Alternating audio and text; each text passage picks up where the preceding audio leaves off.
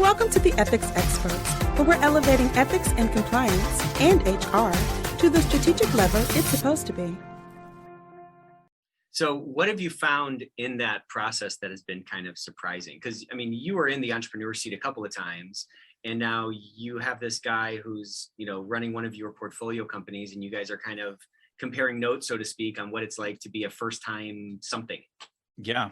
The interesting thing is that I bootstrapped, and so I've done about 30 startups where I've either bootstrapped, been the guy who started it, a primary investor advisor, or some kind of role. And not all of these are big companies. Like one, we tried to create a DVD that taught you how to do home brewing, and we hired except there's this thing called YouTube. I don't know if you heard of it. So yeah, that didn't go, but I got out at like 2,500. So like all these investments go from like, oh, that was a stupid idea you discover real quick. So one of my superpowers was to develop the skill to try a thing, find out if it works, and then kill it. And if it keeps going, eventually I put somebody else in charge. And so that's kind of what happened with Hook. And so as I went through the first year, I'm like, I don't want a CEO. Let's find a better CEO. And sitting there talking to him about his experiences, I'm coming from, I know what it takes to grow a company and to start a company, but he's in waters that I've never swam in before. I've been on the ask for money from venture for a couple of times, but the way that he's going about it and the way that we're trying to go about it and building a tech company in the process of it, I've learned that chair of the board is a hell of a lot better job than CEO. That's what I've really learned. You get all the medals, but none of the battle wounds. Kind of. Oh yeah, especially if you're like the original founder. It's like, no, it was my concept. That was the idea. Yes. Get to work, peasant. CEO. Yeah. It's not you're not like an armchair quarterback. You're like a throne quarterback. You know what I'm saying? I love that. Yeah, no, I do. And he has to kiss the ring every time the board meeting starts. It's the best. You're very good. We got to get you some of those velvet slippers. Oh yeah. I got them. Don't worry, bro. I got them. Duh. They issue those to you. So what have been some big light bulb moments for you in terms of like, because I mean, it's kind of interesting at some level, you're sort of further down the road than this guy. At another level, you guys are fighting some of this, you guys are kind of coming across the same types of things, I would imagine. Like you're learning similar lessons in your respective realms or something. Yeah, it's the old story of it's about customer acquisition and the team you build. And you keep making the same mistakes, but with different flavors. So the original team for Hook Security was released, a large number of them, because we were just wrong. We burned through the first $1 million. And I've done that so many times, right? Where the first iteration. So a big light bulb moment for me is it is completely normal for that first $1 million to go through to fund the business owner learning a thing. And so on my venture side, when I'm talking to portfolio companies, and I like to talk to guys in the bridge and the Series A time, it's what have you learned with your first round of capital, right? So the light bulb moment for me is I need to create a safe place where the entrepreneur can be like, it doesn't all have to be pretty, because if you didn't have some, screw ups and you didn't have some failures along the way, then you didn't learn anything. And so I get really highly suspect when I begin to see things that it's like, no, it's all perfect, 100% hockey stick, we're doing great. I'm like, right. Sure you are, buddy. Tell me what you don't want to tell other venture capitalists. That's what I want to hear. Do you feel at some level like the superpower for a successful entrepreneur is not only like super learning, but like humility to say like, oh, I screwed that up? Yeah, I like to say that humility is thinking of yourself accurately. And what happens is if you think of yourself too much, like I'm a rock star and I can make no errors, then you ignore data. And the other side, I'm no good and I have so much to learn, is that you miss opportunities because people want to work with adults. And so you have to be humble in the right kind of way. If you come to me and say, Adam, I just want to pick your brain and I just want to understand, and then I take the role of mentor, not the role of investor. You want me to trust you with my money, you better come like you know what the hell you're talking about, right? I am the best in the world at compliance. I know a thing that other people aren't seeing, and I'm crushing it. Adam, I need $1 million. That is a cool conversation that the venture capitalist in me wants to have. The entrepreneur, mentor, coach person in me. I'm thinking about scaling, and I'd like to understand your views on that. It's a mindset thing. So now the questions you're asking me are moving me into how do I think about you? Does that make Right. sense? It does make sense. And I think you probably see it more than I do, but there's probably a tendency that we all have to go. I mean, if that's like a line in the middle of the road, we probably have a tendency to be on one side or the other. And the Mm, further from that line we are, maybe the more we get into one ditch or the other. Where do yeah. I mean, you doing 30 of these startups and you starting this venture thing, where do you see guys err more often? Or what is those kind of sort of like archetypals that are maybe like halfway, halfway toward the ditch, you know? Well, I'm sure you've heard when you want money, ask for advice, and if you want advice, ask for money. That term, have you ever, right? That's a good term. Yeah, I like that. Yeah, so that's wrong. Don't do it. You That's the think that's wrong? problem. Okay. I think it's wrong because when you come asking for advice, I give you advice. And maybe that's not true for everybody. So all I can do is speak from my perspective. Mhm. But somebody knows what they want and they're trying to execute a thing and just present themselves in a really honest way. Mhm. Like, hey, I'm the world's best at cybersecurity and how we should train the brain. And I understand all this stuff. Some of my blind spots are I've never built a team that's had a real controller before. So, one of the things I'm looking for you is to help capitalize me how we can do this right. And also I want some introductions to people who I might want to hire in the future with your money. That's thinking about yourself accurately. That's humility. I'm great at what I'm great at. I have opportunities to get better always. And also I need some help over here. And it's also making it a little bit easier for the person that's on the other side of that conversation to say like, okay, how could I fit into this versus do I just need to grow, Mhm. do you need to meet me on the top of a mountain? I could just be a sage that's just bestowing wisdom to you. And that's all you really need. Right. I mean, Yeah. how can I really slot in and how can I be valuable? Because, I'm sure, I would just imagine in the game that you're in, yes, part of it's capital, but part of it's also kind of time. And where are you going to expend your sort of limited greatest resource, time, effort, attention on, right? You have to get to that conclusion probably quicker and quicker. Yeah, and I'm beginning to understand why some VCs and some private equity people begin to get bad name because I get fatigued talking to early stage companies that are asking me for advice when I think what they actually want is money. And so I find that I put my guard up an awful lot. And so what I think is valuable is saying, hey, Adam, I'm going to ask you for money someday. But right now, what I really want to know is A, B, C, D, E. All of a sudden, I'm wide open for that conversation. Because if you think about it from the venture capital point of view, we are I think we talked about how much I don't like the venture capital model. So I'm not saying I wanted to get into that. Yeah. And so this bottleneck that we're creating, we get really desensitized by the amazing entrepreneurs that come in front of us, because if it doesn't match exactly the controls that I have in place, then I can't go play with that entrepreneur. It's tough. Because I mean, if it's a capital allocation game, right, and I have to be efficient in deploying capital, at some level we have to dial in, or a VC has to dial in the mandate that they're kind of investing in to get that money and put that to work. But I think what you're saying is at some level, because there's such a plethora of smart people out there, there's been a sort of a democratization of entrepreneurship at some level.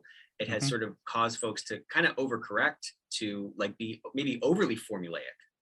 Yeah, there's a really cool study. I'll have to look at the book. I read all kinds of books about a year and a half ago when I decided I wanted to do this. And one of my favorite data points is the more NBAs that are part of the venture fund, the poorer the performance. Really? Yeah, it's like interesting. That is statistically backed up by like, oh yeah, if you want your fund to suck, hire a bunch of MBAs. So what do you think that is? Well, I think that especially for early stage, there's no data to look at. Right. I mean, you don't have 5 years of financials with 10 customers, blah, blah, blah, blah, blah. What you have is a passionate entrepreneur who's built a really cool team that's operating inside of a niche that if you don't understand, you probably are going to feel really uncomfortable. And so I believe that the best investments are not heavy on due diligence. I think the best investments are heavy on let me get to know this entrepreneur. Let me get to know the market. Let me know what's going on. And the only way you can short circuit that is if you invest in things you understand. I understand cybersecurity. I understand space industry. I understand the human brain markets. Those are the things that I can raise my hand. But if you bring me a crypto platform play, which I, for some reason, I'm getting a lot of them, I'm like, I know you're saying smart things and I trust you, but that's outside of my skill sets. I don't do that, which is one of the reasons why when you're hunting for a venture fund or a private equity fund, you want to know what are the backgrounds of the general partners, because you want to bring them things that the general partners know. So one of our GPs, he's in charge of our private equity side of the house. He's very comfortable with things like e-com roll-ups and all this other stuff. And so he handles the private equity side. Then we have a real estate guy, and then we do. So, sticking to your wheelhouse and then giving the entrepreneur who's coming to you the gift of clarity. I only invest in these things if you are not it. This is how you need to think about me. And also, if I like you, I will be happy to make introductions for you. I think that's the role of a VC at this point in time, is kind of an air traffic controller. Yeah. And, again, they're kind of an air traffic controller of their own sort of time and, focus, but kind of knowing what you're good at and knowing what you're not good at is something that I've kind of struggled with. Yeah, and I think self-awareness. Yeah. I think that is what it is. You seem like somebody who's very confident in what you're good at. What you're good at. What's sort of outside of your bailiwick, or what's sort of off the fairway. How was that? Talk to me like a little bit about that process of like revelation and how you've sort of been able to stand firmly on the solid rock of who you are.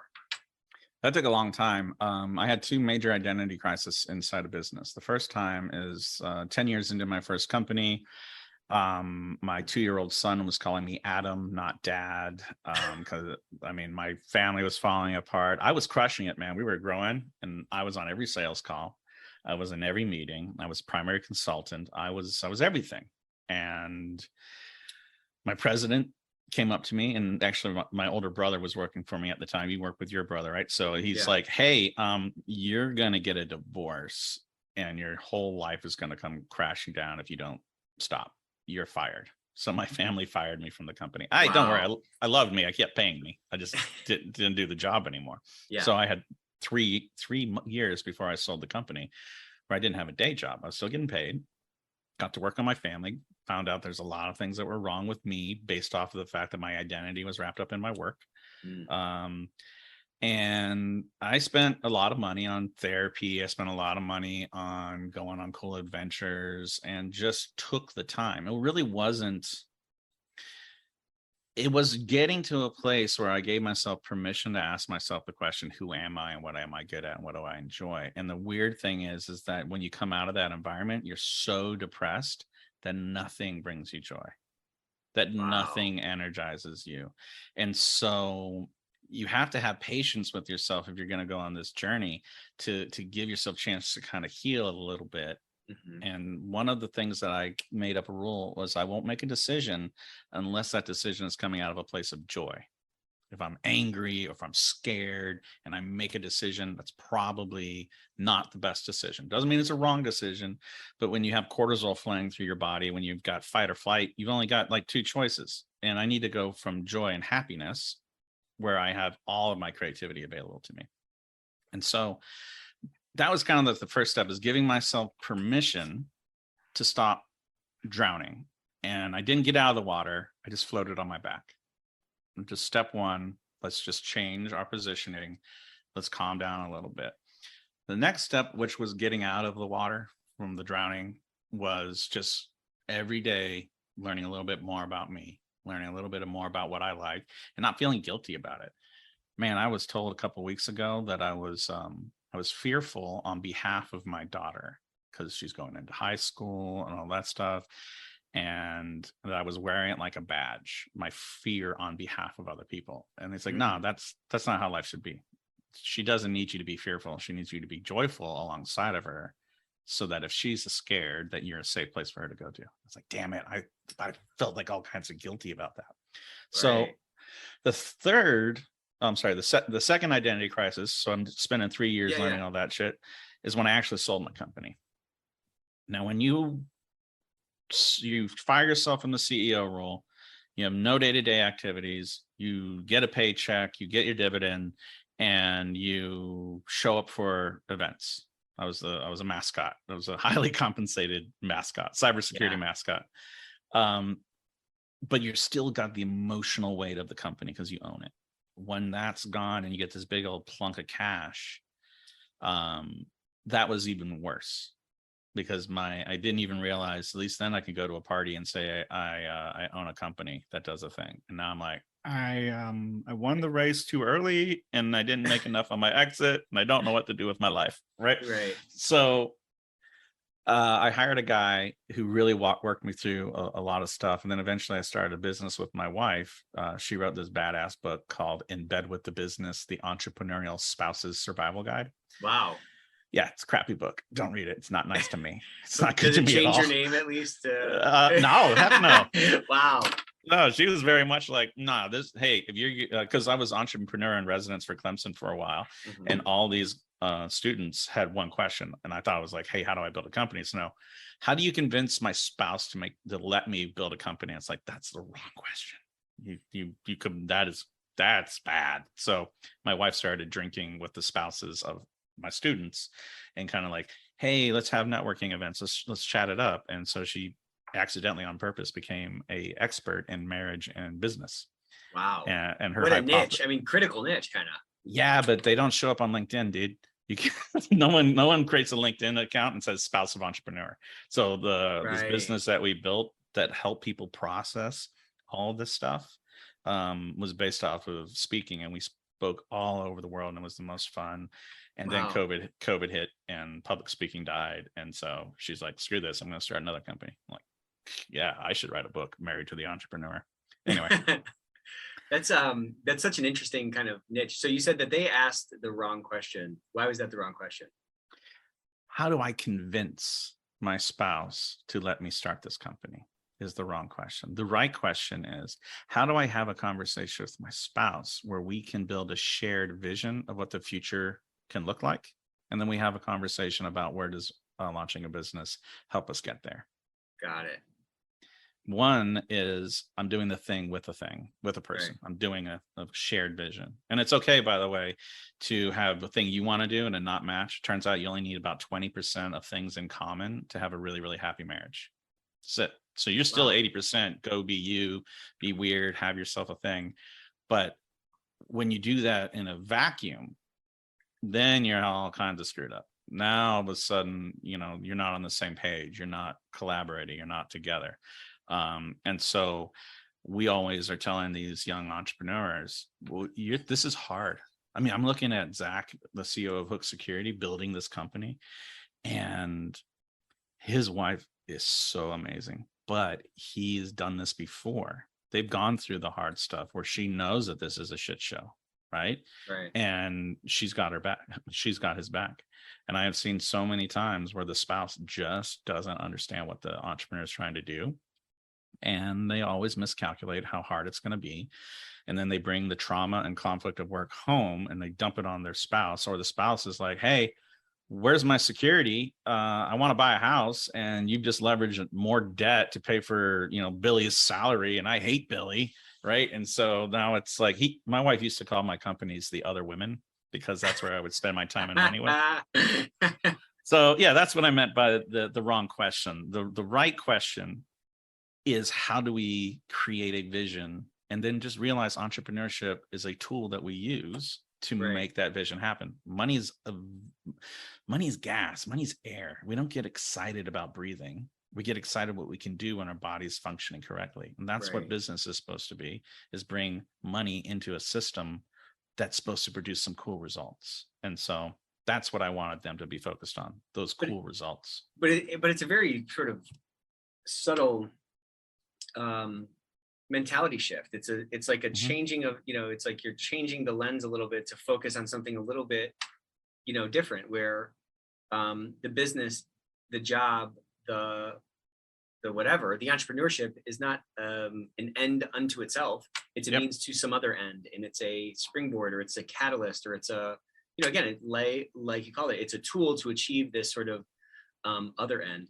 It's Mhm. very easy though, because it's so consuming, like it's all consuming, and it's Oh so yeah. easy to not like, or it's so hard to not get like sucked into the thing. And a lot of what we're talking about is entrepreneurship. But as we're talking, I'm thinking about our broader audience, who's largely ethics and compliance professionals, HR Mhm. professionals. Like, this is such just a corollary for any job. You know what I'm saying? Because you care so much about it, you want to get promoted, and so it's just kind of like more concentrated. It's like more Yeah. dramatic, or it can be more dramatic, or more at stake, or something. But like, there's so much to draw from it, no matter what you're doing.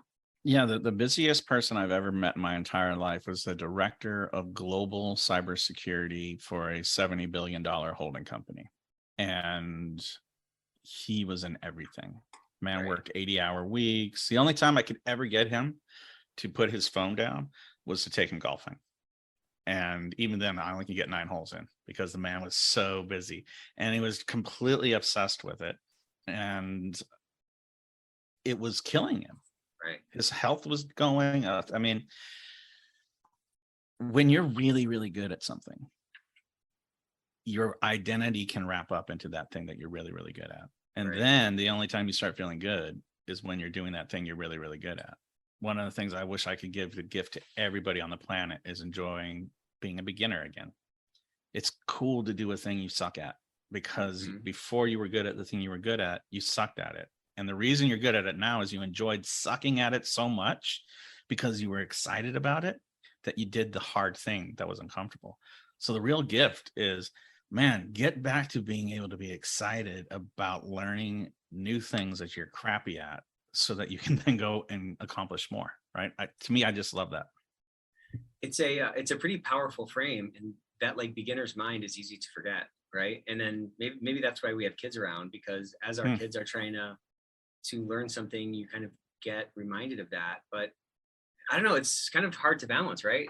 I mean, I'm speaking for myself. It's hard for me to balance, because on the one hand, I like, I want to get better at the things that I'm not good at. But on the other hand, I read other advice that says, if you really want to make the biggest difference, you need to lean into those things that you're great at. But then you run the risk of, to your point, you run the risk of just like burrowing into this thing and it turning into just like a junk food that's not giving you a balanced sort of like life experience of continuing to get better at other things and sharpening your sword, or sharpening your tools that you haven't used in a while.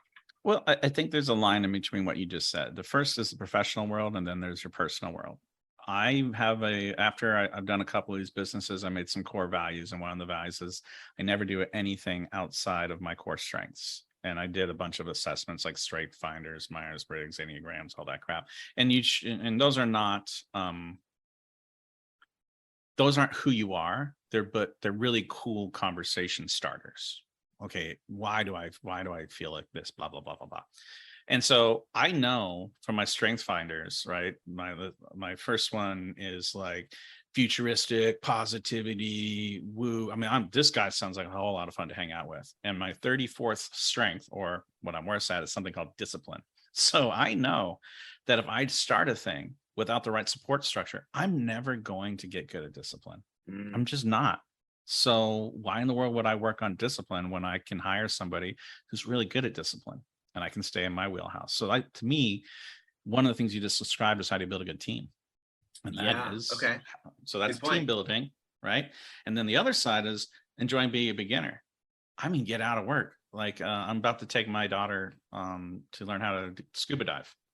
And we've done that in Hawaii once, but I'm a every few years scuba diver. So every time it's still a beginner, because I think it's really cool to let your kids see you try new things and learn how to do new things by watching you do them. And it's a real cool thing to draw a line between how you generate wealth and how you spend your time. Which is to me the reason why I start businesses. I set up systems and businesses so they run without me. And that way, how I spend my time doesn't equate to how I make my money. But that doesn't have to, but it can also be, what do I do on the weekends, or what do I do at night? And your life becomes so much more fulfilled when you give yourself time to play. And often the thing that you need to play with is the thing you're not good at. So get permission. I'm giving you permission today. Go play at something you're bad at that brings you joy and happiness. Like if you are a really crappy artist, Go paint something, go draw something. You don't have to show anybody. Like, this is for you, right? And because when I finally unwound myself from my job, from my professional identity, it was so empty. There just wasn't anything there. Wow. And I had to relearn how to have fun again. I had to learn how to have a conversation that wasn't a business conversation. Yeah. I mean, that's a problem, right? I mean, I've kind of run into that a couple of times recently where it's just like, do I not have anything to talk about that's not like work related? I mean, that's insane. There's 1,000 other things in my life. Do you know what I'm saying? It's nuts. And your comfort zone is, hey, let's talk about revenue. Let's talk about business. What is going on with your, and that's cool. That's candy I want you to eat. I want to eat. I'm going to do that. But also, I find that when I'm so myopic about my focus, I reduce the number of people I hang out with. I got to the point where if you weren't a business owner, I didn't want to hang out with you because I didn't know how to have a good conversation. And what I missed was artists. What I missed were people who were going to, so I went up to this conference up in New York City.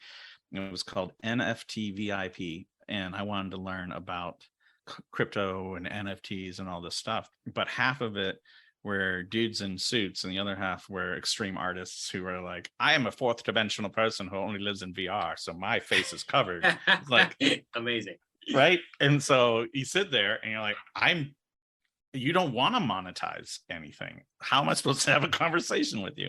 And it was great because you have the conversation by being authentically curious about what brings them joy. And that's what I love about what I get to do is the more people I get to talk to, the more people I get to communicate with, the more I get to plug into what brings them joy. I get to feed off that a little bit. I'm like what's the thing that sucks up against a shark, a remora or something like that? Yeah, I'm a joy remora. I'm going to change my LinkedIn. Adam Anderson, joy remora. But if you're going to get to know somebody, that's a really great place to start. Because that's such a more of a core of what somebody, of who somebody is versus what they do. Yeah. You know what I'm saying? I started usually in networking events. I would say, hey, what do you want to be when you grow up? And that was funny when I was in my 30s. But now that I'm approaching my 50s, it's coming across kind of like a douchebag where I'm like talking to, oh, you're what do you want to be when you grow up? Like, pat him on the head. Pat. Yeah. So turns out humor has to change. My daughter says there's two different kinds of jokes that I use. I use dad jokes, which are punny and funny. And then I do granddad jokes, which are out of touch with cultural norms and dangerously close to being offensive. I'm like, oh, okay. You just let me know what humor I have to put away based off the decade we're in. Thank you. It's morphing. It's all moving. That's right. You said something that you had to learn how to return to joy, and you've made a habit now out of only making decisions when you're in that joy state. I'm curious as to like what that process was like and how you've seen, and if you've seen like a shortening of the time it takes to return to that. Like, is that like a muscle that can be worked out? And what sort of techniques did you sort of develop to, have that sort of a bias and that discipline around that type of framework? Well, I'll give you where I'm at right now. Right now, I am in depression. I am in a depressive cycle. There's a lot of things that I'm working on that just haven't hit. The summer's gotten long. We're all coming out of COVID, and it's okay to be in a depressive cycle. The thing that's changed is that I've gone into depression and I've come out of depression often enough now that it doesn't feel like a forever thing. So the first thing is awareness. If you want to operate out of joy and you're not feeling joyous, you don't shit on yourself. You're not like, bad me, how dare I not be happy? It's a lot of just, grace for yourself and being patient with yourself. So I'm not overreacting. I know that when I get back to working out again, and I get a little bit better sleep and maybe a little better food, and a couple things hit, it's going to be fine. So I don't overreact anymore. And then I have one of the struggles I have is when you're in the middle of a depression and you've got other people in the middle of a depression, you often feel like you have to save them. But remember, two people are drowning in the water. If one person swims towards the other person, the first thing a drowning person does is grab someone and puts them underwater. So when you are in a depressive state and you want to get back to a joy state, you have to be real careful who you go swim up to, because you're either Right. going to damage them or they're going to damage you. So again, and this is just my personal experiences. So everyone's, it might be different. I'm not giving advice at this point. It's just what I do. I do a lot of self-care and I do a lot of self-awareness, which is some days I do some breathing exercises. Most of the time, though, it's for me going outside or getting back into the gym. When I'm depressed, it's probably because I've been so overworked and overscheduled that I'm just not doing basic self-care things like sleeping enough, eating well, and exercising. And it's amazing how your perception changes when you're taking care of yourself, because what is terrifying to me right now is actually super cool when I'm in a healthier state of mind. Because remember that cortisol, when you're stressed, you only have fight or flight, and you miss the joy stuff in the middle, which is hope. And so you can't have that hope if you're in a fear state. And so a lot of the work that I do is reframing fear into excitement, because those feel kind of the same. Yeah, I think there was a study about it, and if there wasn't, there should be, that basically says that the chemical reaction for fear, anxiety, and excitement are the same. It's just we perceive those things differently. And that's not to say that every time you're scared, you should be excited about that particular thing. That's right. I'm not saying That's that, but that's many right. times you can reframe it, to your point, if you work with it and whatever. It's kind of an interesting, I don't know. I mean, entrepreneurship, everything we're kind of talking about, I think we're just kind of talking about life at some level, and how to sort of balance and ride these different waves, and how do you care about something and put your all into something but not get defined by it, and how do you really care, how do you put your 100% of yourself into something but not but be able to kind of hold the outcome and let it go kind of either way, and it not just totally wreck you. You know what I'm saying? Yeah. I mean, it's a constant battle. It sounds like a constant battle, because I look at somebody like you, who you're very successful, you've done a bunch of really cool, interesting things. And I look at myself and I'm like, well, if I could just, and I start to get into that like comparative mode, which is, whatever that, I mean, that's gotta be a freaking robber, toxic for joy, right? But but a lot of what you're describing is like how I feel. You know what I'm saying? I got a bunch of stuff that's about to hit. It's got to hit. I'm trying to muscle this freaking train forward. If that would have just gone this way, or this would have just gone that way, that I get into that kind of if then thinking, which is a total trap for sure. Absolutely. And then you run the risk of having toxic coping mechanisms. Like I used to turn to alcohol as my coping mechanism, and it was damaging, it was horrible. And but I mean, it's part of the journey, is to realize that some of the times what you're doing to take care of yourself in the short term is actually causing harm in the long term. And so, I wrote up a graph once. What were all my roles? Right. And so I had the role of husband, father, son, brother, CEO, consultant, salesperson, church. And by the time I was done with the whole thing, I think I had like 16 core roles. Wow. And then I was like, okay, I want to make sure each one of these. And so I want to schedule an hour with my daughter every week, an hour, and so then I tried to do time allocation to all of those roles. And it was impossible. I don't think I think if I didn't sleep for 2 days, I fit in like 30 minutes for everything in an appropriate way. Wow. And so if my joy comes from how I perform in any of my roles, I've just set myself up for misery, because it's impossible for me to do all of those roles. And eventually you're like, okay, well, I guess the answer is do less. Well, even if you clear all that off, our core roles are usually around 8 that you have to do, and you just can't get rid of them. And so you're still screwed, right? Do I do like a half day a week on each one? So what I had to learn was that you have 2 different things. You have identity, and then you have roles. Adam's identity as a human, as who I am, has an intrinsic value of 10 out of 10. That's what I believe. I believe Adam shows up, good things happen. Now, some days I'm a 3 as a father, but because I'm a 10 out of 10 as identity, I actually pull that average up a little bit. I can recover, I can do things. So, which is a kind of a freeing framework, to your point. I feel like when Well, you you're not living and consider dying, it. to your point. You're not living and Yeah. dying by my individual performance in every single one of these 20 different roles that I'm going to occupy, and Yeah, the 8 because chords that I'm never going to be able to like drop. You know what I'm yeah, saying? you crush one and you're having a great day, and then you turn around and remember that you're bad at another one, and it steals your joy. And Right. so just give yourself a break. You're all 10 out of 10s in your identity, and you bring something special to every single role that you have. And you'll need to prioritize things. And one of the ways you can prioritize things is you use values, right? And so some people are like, oh, what are your values? I'm like, no. I don't want you to tell me your values. I want you to look at your calendar and see how you spend your time. And I want you to look at your bank account and see how you spend your money. And then you can tell me what you value, because everything else is lip service. That's how I intend to. Like, if all you're doing is working all the time, then don't tell me you value adventures with your family. Tell me I value work, because that's what your calendar says. You know what I mean?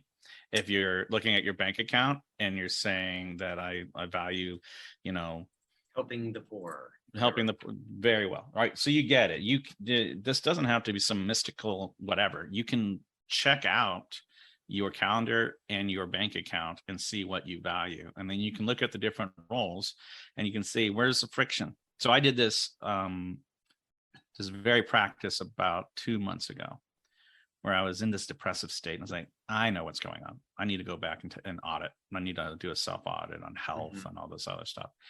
And my time and my bank account did not line up with the things that made me happy. And I'm like, oh, well, duh, no wonder I'm depressed. So now I'm in that process of moving it, right? Sorting it out. Yeah. Yeah. But I'm intentional. And if it takes a while to happen, that's okay, because now I know where I'm going. Now I might realize, okay, I need to stop doing this. I need to close this down. This is where I really need to be going. It's like driving a car without a dashboard when you don't take time to check in on yourself. If you're not looking at your GPS, hell, I don't even know how to read a map anymore. I need the GPS, and I better make sure in that my software's ear updated. telling me where to go. Right. And like you turn, you've missed it. Oh yeah, sorry, I was zoned out. I was listening to a podcast. Anyway. Right. So bear with me here, but you were talking about, you have to get back to that like beginner's mind, and you have to have things in your life that you're learning on. And I think what's great about that beginner's mind mode when you get into it is like you're very like self-forgiving, because you're like, well, I'm just figuring this out, and like when you see like a little, the best picture of this sort of beginner's mind is like a baby who's learning to stand and taking their first steps, because they're not going to give up. They're not frustrated by it. Like, that's the most pure picture of this thing. Yeah. But like, if you think about our lives, like no one really has it figured out, but we get to this point, this age where we think like, well, I must have it figured out. And that seems to be maybe that tipping point of when like we stopped cutting ourselves any slack for like continuing to learn. Like, it's just a constant revelation. It's a constant process of getting better. It's a constant process of edification, or whatever you want to call it, Yeah, no, I resonate with what you're saying. Are you familiar with the hero's journey? So what I think people do is they make the mistake that they think their life is a hero's journey, right? And then it's just one big thing where you're going. Yeah, you're right. But it's not. You can break it down to decades. You can break it down to every 5 years as a hero's journey, right? And so hell, you can do every month as far as I'm concerned, but you're going through many, many heroes' journeys. And so part of the hero's journey is trials and tribulations and lessons in your overcoming. So you're sitting over there in your hero's journey and you're learning lessons appropriate for exactly where you are. And if you look over to where I'm at and you see the results of my hero's journey and you're like, oh man, I want what Adam has, that's not appropriate. You didn't do my trials and tribulations yet. You shouldn't have that. I didn't fight your dragons. Exactly. That's exactly right. And so I think that this whole comparison of where should I be based off what society has stated for the norms, we have to just remind ourselves, we are manufacturing our own deadlines. Right. 90% of the things that I'm upset about myself are things that I promised myself and set the standards for when I should do a thing and for how I should do it. I'm mean to me sometimes, dude. Yeah, and also like, how could you possibly know how long that thing will take? Whatever. Thank you. Yeah. Some forgiveness, please, Adam. So, I like the idea that you break your life up into a bunch of different hero's journeys. And then part of the hero's journey and part of the joy, like everyone loves a good book, everyone loves a good story. And so treating your life like a story, you deserve to go on a new adventure every so often. And it doesn't have to change your core identity, and it doesn't have to change some of your core roles. But growth comes through doing new things. Growth comes through adventure, and you owe yourself the opportunity to go on a couple adventures. Yeah, and don't be so, I mean, that's such good advice. Like, don't be so one-dimensional about the path that you're on. Like, that's the only path, and where is my broad journey going? Like, as if it's an 80-year journey. They can be, Yeah. You can have 365 little mini journeys per year or something. Yeah, it's just all about our absolutely. framing. Yeah, and it's appropriate based off of that framing. You're absolutely right. I resonate with that. So I want to talk a little bit about changing gears a little bit. So I want you to tell me about, share with us that story about when you were at South by Southwest and you were doing all the VC stuff, and what a light bulb freaking moment that was for you. And that really kind of kicked off, this initiative that you're taking to kind of change the game that you're in. Yeah. So I'm a new venture guy. I'm a new private equity guy. We call ourselves capital allocators. So venture capital, private equity, whatever. Are you somebody who takes somebody else's capital and puts it in a vehicle and then deploys it so that they make money on the back end? Then you're a capital allocator, right? And so I went to South by Southwest. Fun fact, didn't get tickets. There's a lot of bars where people are hanging out and having fun. And that's what I did. I just networked my way into places. So one of those places was a meetup for Austin venture people. And there was just the most I've ever been around. And it was so cool because I get to ask questions and everyone was so nice. And it was a great experience. And then I had this moment where I'm like, the only things that are going to get funded are based off of this group right here, this very small group of venture capital people at South by Southwest. There's an ocean of change that needs to happen. It's all going to have to get filtered through here. And even if we're the best, most wonderful, amazing people in the world, often we're not the people who understand the innovation that needs to happen. And so because of our lack of understanding, we talked about it in the past, earlier in the episode, right, where I invest in what I know. Well, shoot, if I don't know what you're doing and you got this new kidney thing and I can't allocate. So I found that there was a giant problem where a small amount of people were the bottleneck between an ocean of wealth and an ocean of opportunity. And I thought, we got to blow up that bottleneck. We got to have free flowing wealth back and forth from those who can fund innovation and want to see that thing happen to the people who can actually do the innovation.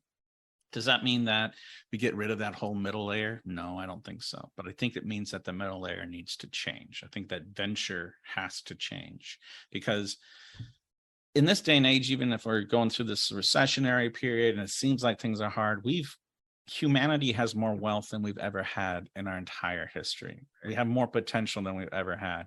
If you look at our entire span, we are better off than we've ever been. And I'm very, very bullish on humanity. I will bet on humanity any day of the week. And we do not have a lack of resources. What we have is a lack of communication and a lack of trust between the resources and the innovators. So I want to be able to, I'm exploring and I'm looking at crypto and I'm looking at NFTs and I'm looking at decentralized and DeFi. Where does that fit into the middle of all this?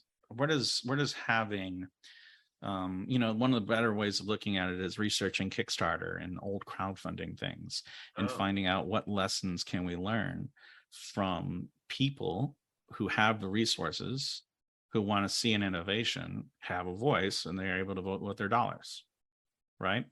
I'm very positive that this is the direction that we need to go. Some of my head trash, things that you should coach me through, are, for this to work, people have to decide it's their responsibility to have a voice in changing the world. And a lot of the times what I hear right now is just a whole lot of bitching.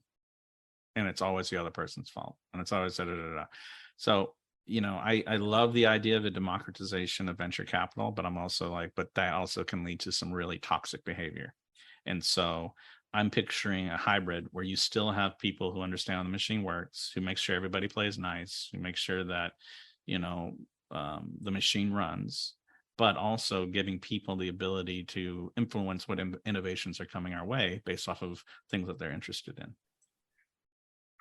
It's a pretty interesting challenge to kind of approach, and I'm seeing a interesting sort of corollary to it. I mean, it's kind of the same thing that we're talking about in DE&I within our companies, where there's a small group of people that hold the keys to the opportunities, who have sort of they have a very sort of narrow view as to what a person who could fit into this role or that role looks like.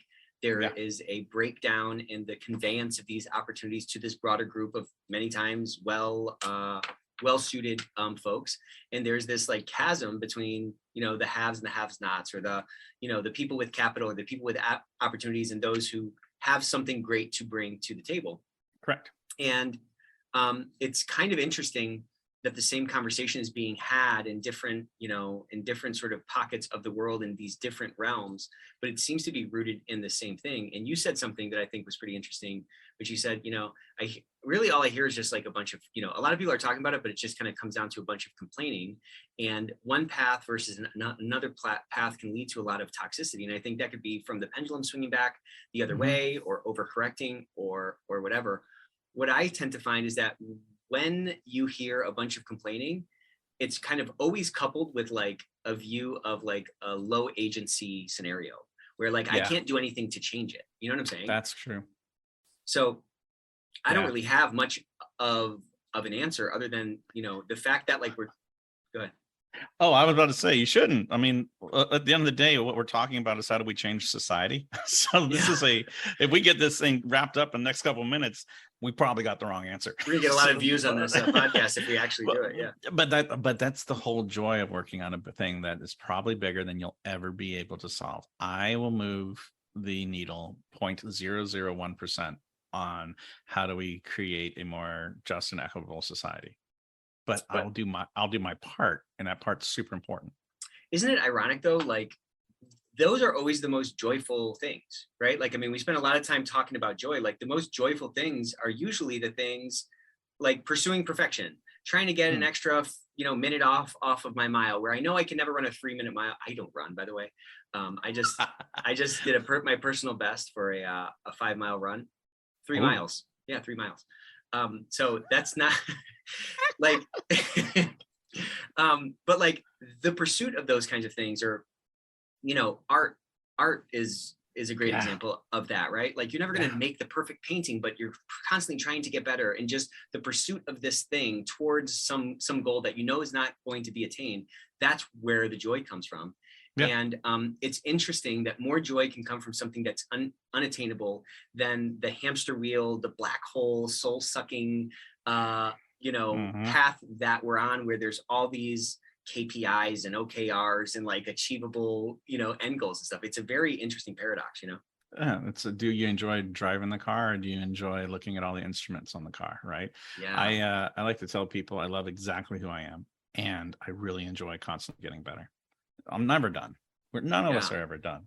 And you're cool just the way you are. And it's also okay to get better.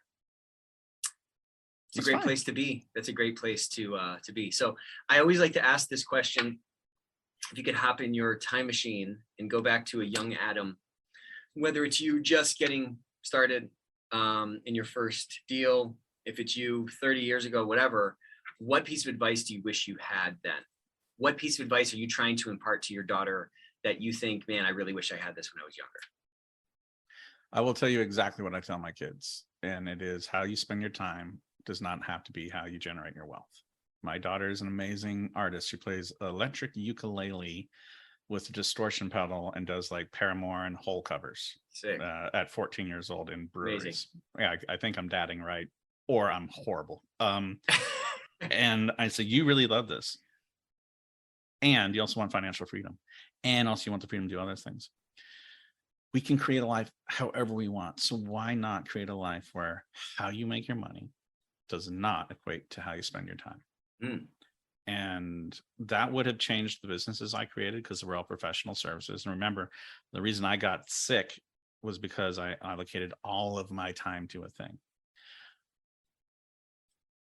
And I did that because I was afraid that if I didn't, I wouldn't be able to provide security for my family. There's also a whole lot of other things like my personal image, But if 26-year-old Adam knew that it was okay to set up a life where wealth generation did not equate to time allocation, then I would have done a lot of things differently. Interesting. So you know what else is kind of interesting? You said before, we have never been at an age in the world where there's this much wealth. And yet we're still living at some level like we're outside some hamlet in like the the 1300s or something. We just have to work so hard and so forth. Like if we have all of this opportunity to where this wealth can translate, like by the nature of how things are today, we don't have to work so hard to get food, sustenance, whatever. I'm not saying that we don't work, but we also don't have to toil 15 hours a day, 6 days a week in order to just put basic food on your table. Well, how about we start to take advantage of that, right? To kind of live out the vision that you just described, where. Yeah. Check this out. I love that you said the hamlet. Did you know that if you have air conditioning in your house and running water, you're better than the pharaohs of Egypt? Isn't that nuts? It's nuts. I can go and get ice. Yeah. So they didn't even have ice. And we're better off than there's still 2 billion people on the planet who haven't heard a dial tone. That's right? wild. So where does this frustration come from? Where does our own, the thing is I'm not saying suck it up, you have it so much better, because all you know is the pain and suffering that you've gone through. Right. I can have empathy for your story, but all I can experience is my own. Right. So what I'm experiencing, what you're experiencing is 100% real, and I'm not discounting that at all. But whenever I compare myself to somebody else, there's always somebody else who's done better, has more, does a thing. Or I compare my beliefs towards somebody else's beliefs that are contrary. Then I don't like that because it means something. I don't know.